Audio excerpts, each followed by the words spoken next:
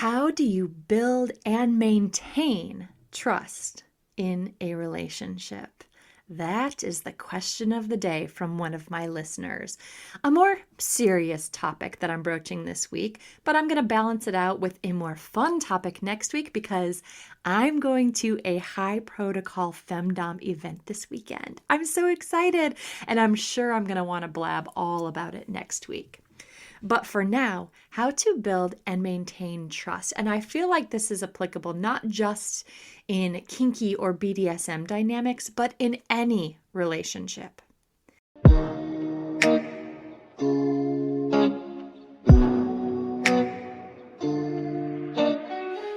Hello, my pets, and welcome into The Dungeon, the podcast for submissives to learn, grow, be entertained, and ultimately to find empowerment in their lifestyle of submission. And, I've got a lot of doms out there that listen too. You're absolutely welcome. We can all learn here. This week is heavier, but fucking important. So get in your best receptive position to receive, whether that's kneeling, prostrate, or working out, sweating to maintain that property of your body that belongs to your goddess. Assume the position now. I'd like to first make a disclaimer. Everything I talk about in this podcast is filtered through the lens of me, KatNash. And this goes for any podcast on any subject that you listen to. It's filtered through the thoughts, history, experiences, and exposures that the person giving the podcast has had. So there is no gospel of truth. Hell, even the gospel itself has been filtered through the translations of dozens. So I want you to always take what feels or sounds right to you and leave the rest. Take what's applicable to you and leave the rest. You are an individual, and as such, I fully expect you to use your brain. Someone else's truth doesn't have to be your truth. Here's a big dose of reality that I think we all need to take. Someone else's truth doesn't invalidate your truth. It doesn't make your opinion less than. Therefore, people can and should have different thoughts, opinions, and perspectives. And this should not always default in the feeling of being threatened. Having said that, the subject of trust is such a heavy one for me to try to approach unobjectively because I do have such strong opinions and feelings about the subject. So I'm going to try to tell one woman's opinion and perspective on how to build and maintain trust. And as always, I will give a healthy dose of researched advice as well. I do research on almost every single episode here. But let's cut out all the bullshit and begin. I am someone who has a very close, intimate relationship with my intuition. Whether I initially trust someone or not is going to depend entirely on how their vibe feels to me. And from there, I will trust someone, but my eyes are always wide open looking for any potential crack in that foundation of trust. So I feel like this makes me a generally untrusting person. And if I do discover that someone has lied or been deceptive, I will never trust them again, ever. For me, there is no building it back after my trust has been violated. And I feel like this is seen as extreme to many people, but it's just the truth for me. Not everybody is this way, but it is the way that I am. If you've shown me that I can't trust you completely, then I will never trust you at all. And this doesn't necessarily mean that we cannot enjoy some sort of dynamic together, but it does mean that you will never get to enjoy the fullness of what my trust feels like.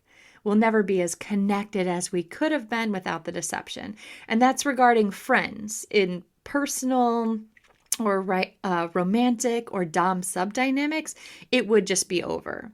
And I've tried to overcome the mental rot that occurs when someone has violated my trust, but it really just becomes a longer, more painful, drawn out dissolution. So for me personally, there is absolutely zero chances of gaining back trust after it has been violated. Now, this is something particular about me that would be really hard to change because I've always been this way, though I've not always been aware of it.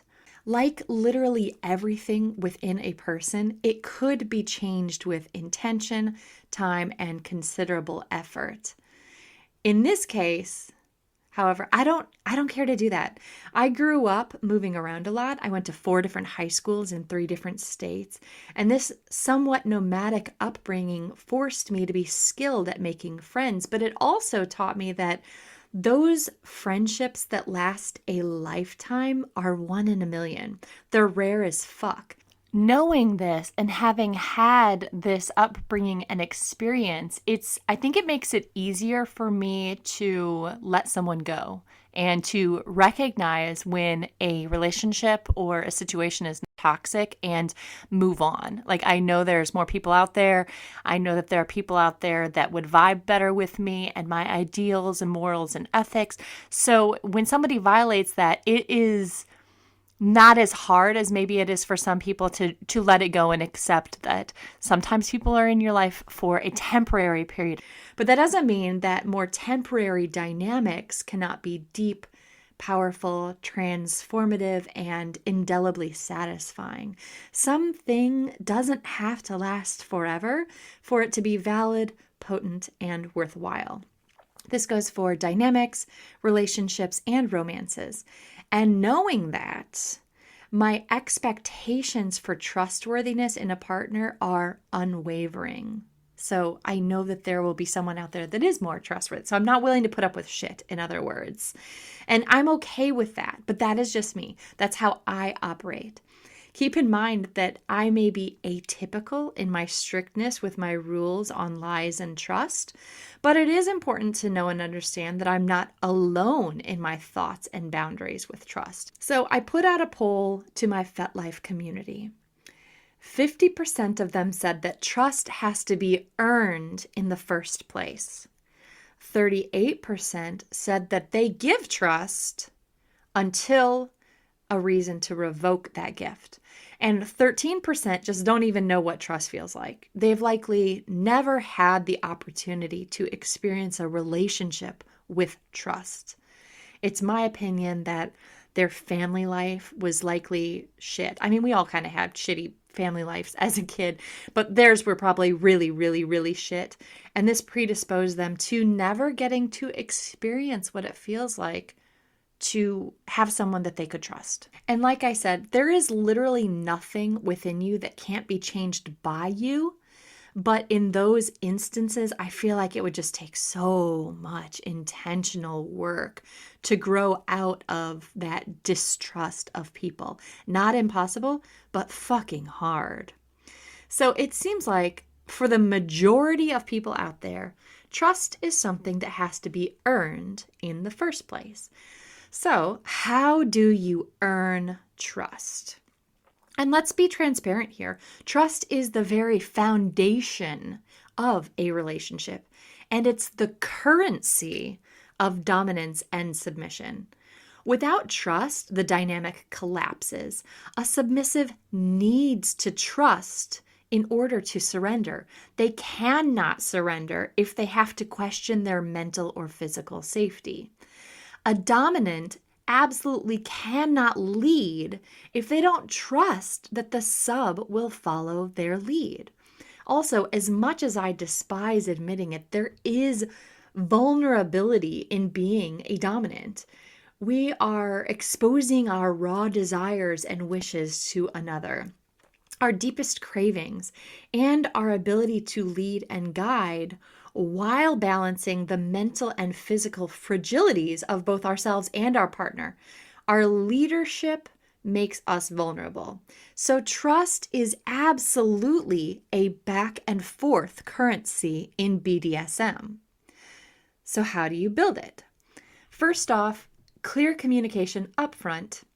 You spell out desires, boundaries, limits before play or commitment. And yes, these things can and will change. And if you're someone who has wildly fluctuating moods, desires, and limits, communicate that. Hey, I'm moody as fuck. One week, I'm going to want to either fuck you or fight you, but it's going to be aggressive. Either way. And another week, all I want is snuggles and good conversation. Don't try to fuck me. And hell no, I'm not going to want to physically dom you that week. But these are things I know to be true about me. So admitting these things, the good, the bad, the ugly, the beautiful, that is clear communication. Now it's up to the other person what they wish to do with this information. That's out of your hands. But clear communication is essential. Maybe you know that you are not someone who's interested in committing to one woman. For the love of all that's holy, be sure to communicate that shit up front. This communication is what builds trust. I mean, think about it. Who are you going to trust more? The partner who says they're all about you and so into you, but they've got a roaming eye every time you go out and they constantly hide their phone from you. Or are you going to trust the person who says, I'm not interested in being monogamous.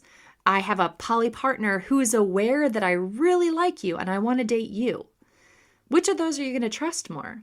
You're going to trust the person who is communicating clearly, despite whether or not you like what they're saying. Their clear communication is actually building your trust. Do you see what I mean? Another big one is consistency.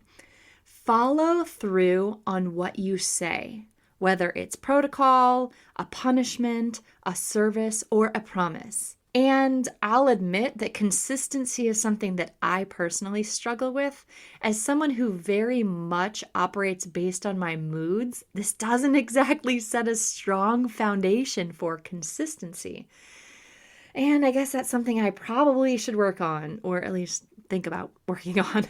Because consistency, when you know what to expect from your partner, the good or the bad, it helps to build a container of trust for the dynamic to thrive within. The next essential building block for a trusting dynamic is transparency. Be honest about your triggers. This is the twin of communication, really. Not the identical twin, though. Communication is the act of sharing thoughts, feelings, and needs with another person, while transparency is the quality of being open and honest without withholding information, even when it's uncomfortable. So in short, communication is expressing and transparency is revealing. So be honest about your needs and emotions. Another way to build trust is a vulnerability exercise. Ugh. Sorry, the thought of being vulnerable makes me, let's just say, uneasy. It's an interesting dichotomy. I cannot stand to feel vulnerable, yet seeing vulnerabilities in others turns me on.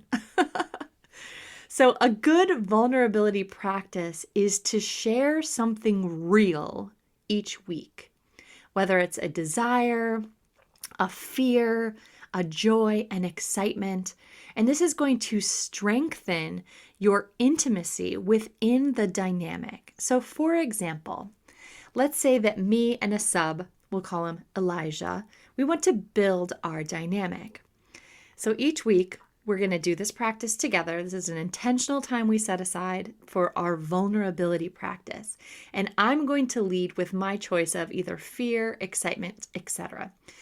I may say, okay, I'm afraid that I'm going to start to like you so much that our relationship will fall more into the boyfriend-girlfriend dynamic, and then our dom-sub dynamic will dissolve because really neither of us want a boyfriend or girlfriend situation.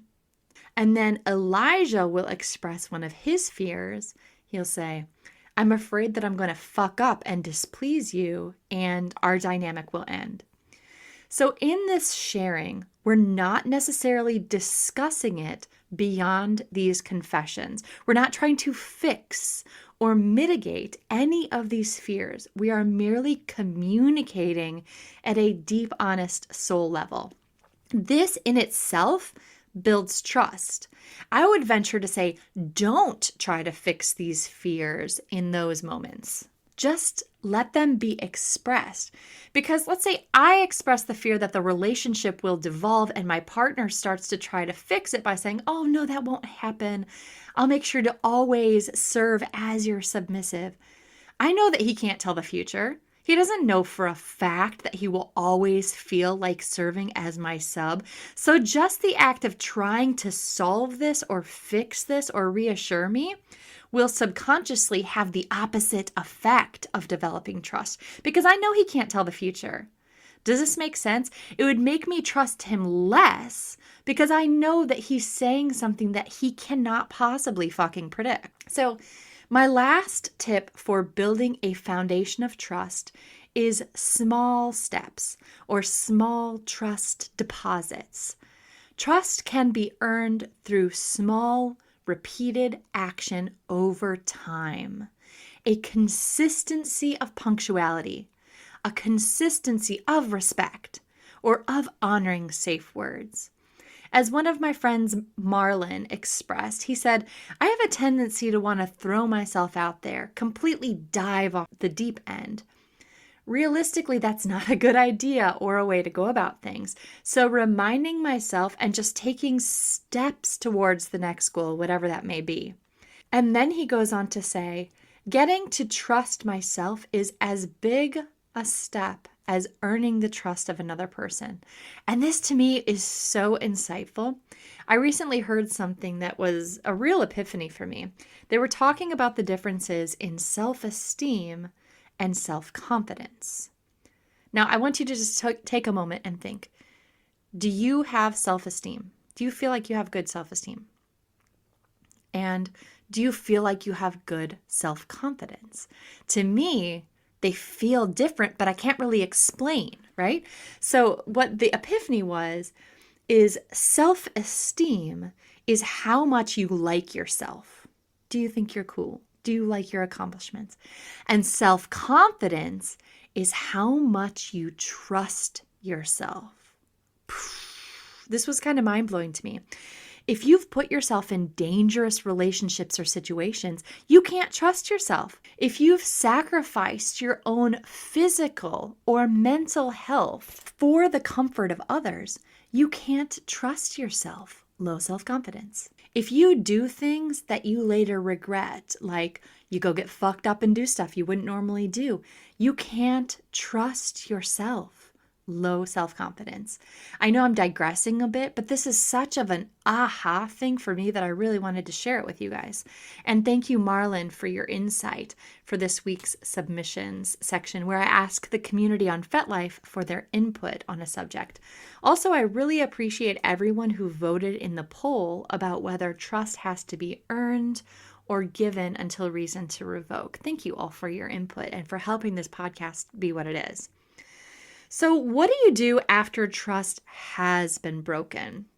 As stated earlier, for me, broken trust is the dead end and the fucking cliff edge of our personal dynamic. But I'm usually open to friendships. But like I said, I'm kind of a trust extremist. Still, here are steps to help mitigate the damage caused by a breach in trust. Number 1 is full ownership. Admit what happened without excuses. I cannot even emphasize enough how repulsive I find it when someone fucks up and then they try to validate their obvious breach with a bunch of excuses. Like, this behavior is physically repulsive to me. And there's almost no faster way to make me really dislike you. I can tolerate mistakes. We're all human. I make them as well. And I own them. And I'm mature enough to apologize. But in the past, when someone has tried to continue the lie or to weasel out of the responsibility or gaslighting, they literally begin to look like a rat to me. Like I literally begin to see them in a different light that is just far from flattering. So own your mistakes, even if you are terrified of the repercussions. Next, adopt an open book policy. If your breach was secrecy-based, practice radical transparency until trust is restored. I personally have never been in a polyamorous relationship, but I feel like radical transparency is a foundation for these. Please enlighten me if I'm wrong about that. So, transparency is being open and honest about what's relevant when asked or when it feels appropriate. And radical transparency goes further. It's the practice of proactively sharing everything that could impact the relationship, even the uncomfortable, even the unflattering truths, without waiting to be asked. In short, transparency is honesty when needed. Radical transparency is honesty without filters always. And radical transparency is what may be essential in rebuilding a dynamic in which the sacred contract of trust was violated. Along with full ownership and an open book policy, be sure to emphasize action over words. Now, words will have more weight if the partner's love language is words of affirmation. However, rebuilding isn't about apologies, though that is essential. A heartfelt apology is a basic. However, moving forward is about consistently proving reliability. And lastly, be patient. Understand that regaining trust will 100% take longer than you want it to. And even then, it's not guaranteed. So to conclude, trust is an essential foundational building block of not just BDSM, but of any relationship. You earn it with clear communication, consistency, transparency, and vulnerability. Let me know if you'd like me to do an episode on learning to trust again as the injured party. And I'm really going to have to dive deep for that one. Blah. Trust isn't built once and done. It is a living agreement that requires nurturing. Ask yourself, what's one small action I can take this week to build trust in my relationship? And feel free to share your answers down below. You might really be helping someone else out. Thank you for listening, and be sure to tune in next week to hear all about my adventures at a Femdom High Protocol event. Until then, you can find my offerings and contact info on my website at www.KatNash.com. That's K-A-T. And I look forward to next week. As always, stay kinky, my pets.